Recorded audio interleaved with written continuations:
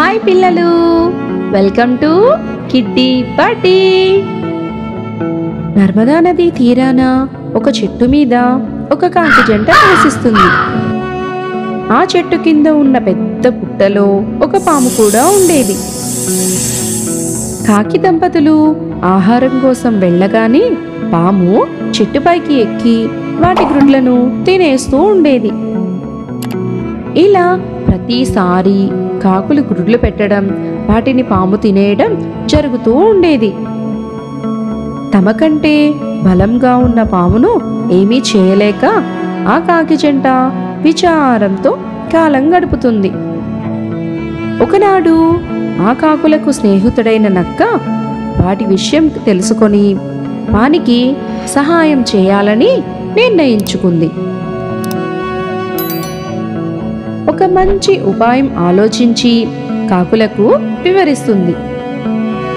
మీకు శత్రువైన పామును చంపివేయండి అని నక్క సలహా ఇచ్చింది. కాకులు నిదానంగా ఆలోచించి ఒక నిర్ణయానికి వచ్చాయి. కాకులు నివసిస్తున్న ప్రదేశానికి దగ్గర్లో రాకుమార్తె ఉద్యానవనం ఉంది.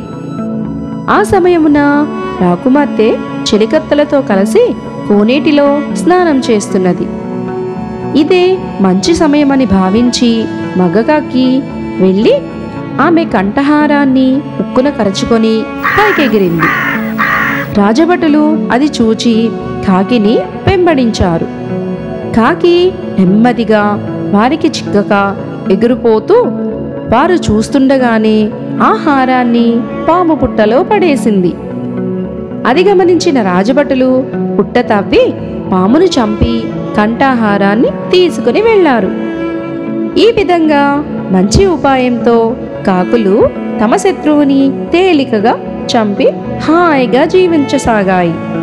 మరి ఈ కథలో నీతేంటంటే, దేహబలం కంటే బుద్ధి బలం గొప్పది. బుద్ధి లేని వానికి ఎంత బలమున్నా ఏం లాభం? ఈ కథ మీకు నచ్చినట్లయితే లైక్ చేయండి, షేర్ చేయండి, సబ్స్క్రైబ్ చేయండి.